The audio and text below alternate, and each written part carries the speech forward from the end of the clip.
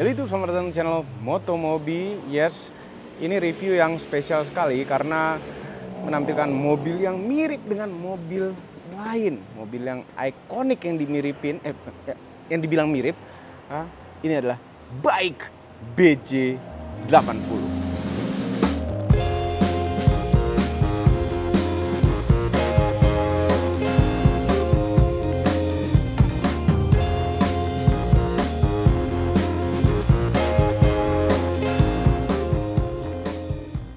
Mirip tapi sebenarnya beda ya, dan sebenarnya terserah mau mirip apa enggak karena Bike itu adalah pemegang saham dari Mercedes-Benz, hampir 10% sahamnya Mercedes-Benz. Mirip? Enggak mirip. Cuma ada sedikit kesamaan aja ya. Bentuk kaca depan yang rata, kap mesin yang begini, kan nggak ada sennya tuh. Sennya di bawah sini malah. Grillnya beda. Terus ada lubang-lubang sini beda. Secara dimensi, secara dimensi WJ80 ini malah lebih panjang sedikit dibandingkan dengan Mercy G-Class yang lama ya. Ini harganya katanya sih 1 miliaran kecil gitu ya, mungkin 1,3 gitu. Tapi kalau dibandingkan sama G-Class itu kita baru dapat G-Class tahun 90-an. Yang harganya sudah tergoreng melambung tinggi sekali, dan ini adalah barang baru. Dan kita nggak tahu ini beneran akan dimasukin apa enggak, tapi faktanya sekarang ada di Indonesia dengan setir kiri. Ya, ini adalah mobil yang left hand drive, bukan right hand drive. Ini bukan mobil yang sekarang saat keadaan siap untuk dijual di Indonesia. Kalau dijual di Indonesia tentu harus setir kanan ya kan. Nggak, ini footstepnya chrome gini, spionnya ya nggak mirip. Coba denger ini. Mirip, masa sih? Oke, kuncinya dia seperti ini. Jrok. Suara shotgun. Oh, velgnya juga nggak ada mirip-miripnya sama sekali. Ini velgnya ukuran lebar bannya 275, tebal 50, 20 inch, cukup besar. Terus suspensi depan ini double wishbone. Belakang disc juga tentunya. Terus kalau kita lihat ke belakang, apakah mirip? Enggak mirip ya. Enggak. Lampunya begini. Iya. Tuh. Terus ini tutup ban serep mirip? Enggak mirip sama sekali. Ini malah lebih mirip Cherokee nih. Ini ada spoilernya sedikit tinggi, gagah gitu loh. Ini mobil. Lampu mundur di sini. Engsel belakangnya kayaknya nggak terlalu mirip. Kan kita lihat dulu mesinnya, ditarik biasa satu kali. Ini adalah mesin V6 3000 cc ya, dengan twin turbo, menghasilkan tenaga 241 horsepower dengan torsi maksimal 420 Nm, cukup bertenaga. Kemudian tenaga tersebut disalurkan ke roda belakang, bisa 2H atau ke 4 roda juga bisa, 4 roda low juga bisa, melalui gearbox 8 speed, terus ke transfer case yang dioper dengan cara elektronik. Katanya kalau di G-Class itu kan di sini ada listnya nih, ini nggak mirip sama sekali listnya. Asal nggak kerendam sedalam listnya aja aman. Kalau di banjir kokoh gitu semuanya. Terus wipernya juga karena setir kiri dia ngadepnya ke sana ya. Terus ini ada sambungan biar nggak nabrak pinggir, dia pasti belok tuh nanti gini mainnya. Beda nih ini. Beda. Harusnya gimana? Harusnya kan kayak lebih rata gitu kan. Kita bagasinya dulu. Ini kacanya juga kayaknya lebih lebar. Kamera belakang. Bagasinya luas sekali. Nah, kalau zaman dulu di G-Class itu ada tempat duduk adep-adepan, tapi ini nggak ada. G300 sudah nggak ada. Jok tempat duduk yang model angkot. Ini lega ini bagasinya ini. Taruh barang banyak juga bisa. Di sini masih ada kantong. Iya, banyak colokan. Ini ada colokan AC malah. Colokan rumah. Terus ini ada 12 volt power outlet. Terus ini ada kalau misalnya tangki bensinnya nggak bisa dibuka manual di sini. Terus ini ada penutupnya biar hemat AC atau barang kita nggak mental ke depan. Dan kalau misalnya kita terperangkap di belakang sini bisa dibuka dari dalam. Ada handle-nya juga di dalam buat narik nutup. Terus ini lapis kulit lagi di sininya. Ini plastik, cuma ini lapis kulit. Kita lihat dalamnya. Asik loh naik mobil tinggi begini. Joknya rasanya lebih empuk, lebih enak ya. Senderan juga lebih enak. Terus senderannya ini bisa secara elektrik disenderin lagi. Jadi bisa lebih rebah. Ada armrestnya. Menghasilkan duduk yang enak. Ini lumayan enak loh. Terus pas gitu. Dan karena tinggi kita bisa ngeliat keluar lebih enak. Ada cup holder 2. Ada tempat penyimpanan lagi di sini. Jarak dengkul dengan jok depan sangat lumayan sekali, kaki nggak bisa masuk lagi karena kehalangan sesuatu di bawah. Tapi udah cukup sih sebenarnya. Ini adalah belakang posisi nyetir kami, tinggi kami 174. Belakang ini ada ventilasi AC yang bisa dibuka tutup, blower jadi satu sama depan. Ada tombol untuk menyelamatkan pemanas jok. Di bawahnya lagi ada mantan asbak. Enggak nih, masih asbak deh nih. Masih ada asbaknya dan ada lighternya. Pematik api, masih belum ada yang berani pakai kelihatannya. Ini model jaring ya, mirip nggak mirip sama sekali. Jaringnya beda. Terus ini ada tombol lagi buat unlock. Power window-nya di atas. Sebelah sana tuh bisa untuk maju mundurin jok kanan depan, atau kalau setir kanan akan jadi kiri depan. Jadi bos-bos bisa majuin jok depannya. Selega apa kalau paling maju?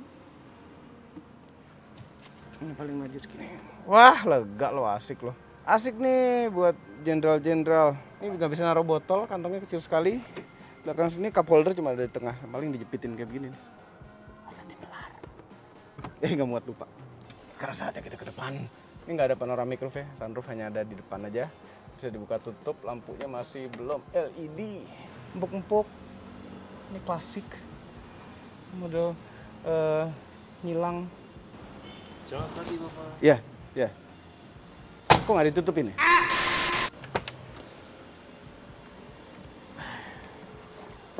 Naiknya kayak nggak kayak apa-apa. Tuh begitu kita sebentar, ini kok maju lagi ya? Berarti sebenarnya legroomnya lebih lega lagi tadi. Anyway, kita nyalain. V6. Nyalakan AC, panas sekali. Nggak tahu kenapa Jakarta jam segini pun masih panas, bikin keringetan ya kan. Dashboardnya standar aja, sesuai fungsinya. Ada layar tengahnya, posisi duduknya tuh tinggi, enak, bisa ngeliat kap mesin. Layar tengahnya ini biasanya kalau lihat bike yang lain sih, bike BJ40 sih nggak ada Apple CarPlay, ini ada navigasinya, cuma nggak ada peta Indonesia karena ini adalah mobil dari sana langsung ya kan. Terus kita bisa setel Bluetooth juga.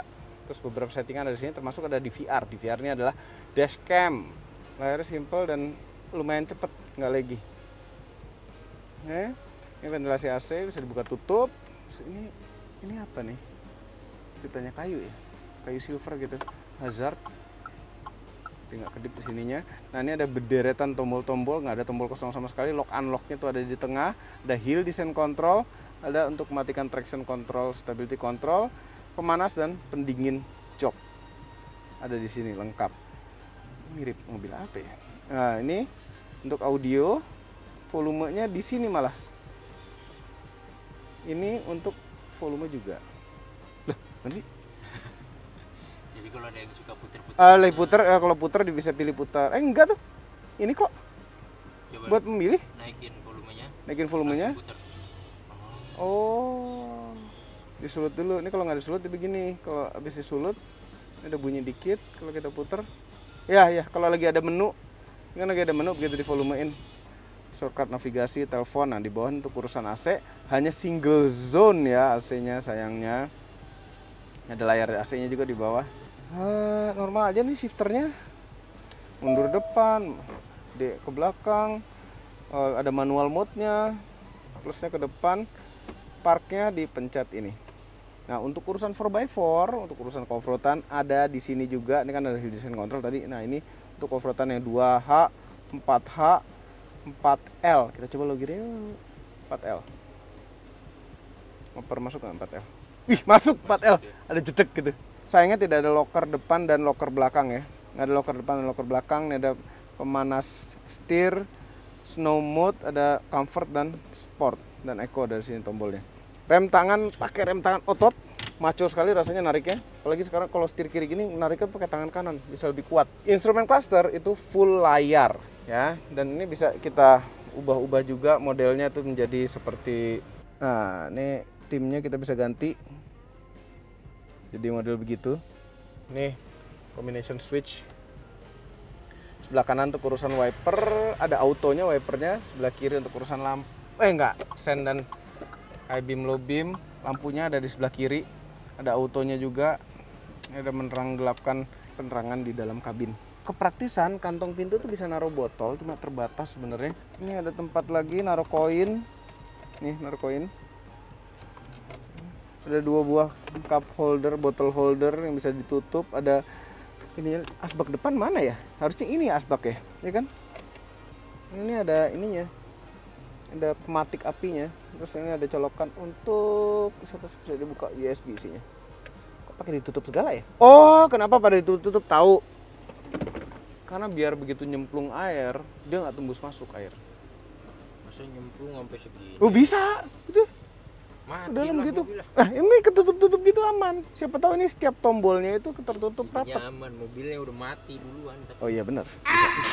Konsol tengah tuh ada 2 mode dalam sama mode cetek. Magic. Oke. Nah, untuk buka tutup jendela auto sebenarnya, cuma autonya modelnya nggak ditekan dalam gitu nggak. Sampai belakang, ya belakang juga sama. Cuma pengaturan jendela dan electric mirror tuh ada di atas sini. Lebih praktis sebenarnya sih. Posisi nyetir bagaimana? Setirnya tilt dan teleskopik luar biasa. Teleskopiknya bisa deket banget. Ini juga nyetir masih nyaman. Ini lebih enak lagi. Nih nggak usah terlalu habis. Bagus posisi nyetirnya. Joknya elektrik, bisa naik turun dan naik turun depan dan belakang. Nggak naik turun aja. Nggak ada lumbar supportnya. Apa? Nanya apa? Kalau misalnya dipindahin ke kanan nih, rem tangannya pindah juga Bang? Nggak, tetap sini. Ini juga nggak pindah nih, susah. Harus nyari yang versi setir kiri atau pindahin dari baik BJ40 gitu. Kalau pindahin setir kanan. Habis ini kan sama nih kayak tinggal dioper aja gitu ya. Cuman jadi, repot. Kalau itu rem tangannya begini Pak? Ya, mari kita dari sana, dari agak jauh posisinya. Minta tolong penumpang. Oh bisa minta tolong penumpang. Pas banget tapi posisi sini. Shifter. Laci tidak berkunci. Kecil lacinya. Sunroof. Ini bisa buat kampanye nggak? Pasti agak kurus sih orangnya. Ada tempat kacamata di sini. Auto day night, spion tengahnya besar sekali, tebel gitu. Masih ada plastiknya. Sejujurnya ya, tadinya kami pikir build quality-nya akan mengecewakan. Tapi ini ternyata not bad sih. Oke, sekarang kita coba jalan karena kita diperbolehkan ya Pak jalan. Saya ikut di dalam. Oh, ikut dalam karena berhubung review ini kita lupa bawa GoPro. Jadi shotnya hanya dari dalam mobil. Enggak banget rasanya. Kenapa aneh? Duduk di kanan di Indonesia ya? Nggak nyetir, tapi duduk di kanan di Indonesia. Ya, nah jalan deh. Aneh sekali di Indonesia pakai setir kiri ya. Saya lebih aneh lagi. Iya. Ini gearboxnya 8 speed loh, ZF. Bantingannya layaknya seperti mobil berat juga gitu. Tapi ini oke, leather frame ya. Depannya itu independen, belakangnya solid axle. Lumayan jauh lebih enak ini daripada BJ40. Kan sebenarnya pasti ada kit untuk mengkonvert ini menjadi Mercy. Klaksonnya ton bagus. Ada kerasnya sih, keras-keras leather frame gitu loh. Tapi ayunan suspensinya kayak nyaman. Nggak nyangka seasik ini loh. Buat mobil truk. Iya, ini beneran nggak nyangka ini mobil. Ini mobil oke. Pasti boros sih. V6 3000 ya kan. Who cares soal keborosan kalau kita udah punya mobil ginian. Twin turbo. Oh, kenceng kan? Torsinya ngisi bener 420 Nm. Saya spionnya juga enak ngelihatnya, lega. Kita posisinya tinggi, enak, kelihatan kap mesin jelas. Hit. Hit. Nggak soleng itu sih. Tar ya. Oleng ya. Oleng. Tapi wajar mobilnya setinggi ini. Oleng lah. Harus bikin setir kanan. Tapi suka dibilang mirip sih. Padahal nggak mirip kan ya. Hampir 10% kepemilikannya. Asik ini. Cuma nggak ada auto hold gitu rem tangannya ya. Karena ya rem tangan otot ya laki. Karena yang nyetir driver. Coba kita kecepatan yang lebih tinggi lagi ya. Kekedapan juga oke loh, tuh motor-motor banyak, pandangan oke, rasa gas ya oke, ada sedikit turbo lag tapi nggak terasa lah kan 3000 cc. Remnya juga oke, feel-nya, setirnya ya setir mobil leather frame lah, cuma nggak terasa chippy sekali juga setirnya. Yang paling mengagetkan itu adalah ada rasa ruggednya itu loh nih mobil, kokoh gitu, tough gitu, ya kan? Suspensinya tuh kayak lebih padat, kayaknya lebih kuat gitu suspensinya. Oh ya, mobil ini tuh dipakai militer China tentunya, tapi juga dipakai militer di Nigeria dan beberapa Eropa Timur, katanya pakai BJ80 ini. Cocok ya, tuh remnya juga berasa powerful, asik juga sih. Kenapa sih mobil SUV tuh kok coba lagi seru-seru gitu? Wah ini sih kalau ada setir kanannya sih buat mobil kru ya. Mobil kru bisa, pokoknya mobil standby di kantor deh. Tapi kalau kita pakai setir kiri gitu di Jakarta ribet nggak sih? Bayar parkirnya gitu-gitu ya? Atau kalau jalan nggak boleh sendirian? Bisa dong. Harus ada teman di kanan untuk ngambilin karcis, bayar parkir, bayar tol. Karena kalau bayar tol pun pakai tongsis itu panjang banget. Pakai sapu kali extendernya. Mengejutkan sekali rasanya. Tadinya harapannya nggak seperti ini. Gini loh, andai mobil ini tuh bentuknya nggak seperti ini, nggak dianggap orang itu niru gitu, ini not bad rasanya. Itu aja videonya first impression dan first drive. Kita sudah ketemu mobil ini sebenarnya di China waktu kita jalan-jalan ke China ke tempatnya baik, tapi kita belum sempat bikin video apa-apa mengenai BJ80 ini. Alhamdulillah sudah ada di Indonesia sekarang, walaupun bukan ini yang unit yang akan dijual, tapi kami juga tidak yakin ini akan dijual di Indonesia, karena sama sekali di China tuh tidak membuat yang setir kanan. Atau kalau tahu-tahu dia bikin setir kanan gitu kan asik juga. Pasti butuh investment besar untuk bikin setir kanan. Overall mengenai Bike BJ80 merupakan mobil yang mirip mobil lain sebenarnya, tapi sebenarnya mobil ini not bad rasanya. Jadi cocok untuk Anda yang sebenarnya tidak mampu beli G-Class, ingin G-Class. Saja videonya. Jangan lupa tekan tombol jempol ke atas dan subscribe channel Moto Mobi dan Nestobi apabila belum, berikut dengan tombol loncengnya, share video ini ke seluruh dunia melalui sosial media Anda, dan jangan lupa follow sosial media kami semua termasuk Instagram. Cek motomobinews.id untuk berita-berita otomotif terbaru. Terima kasih telah menonton.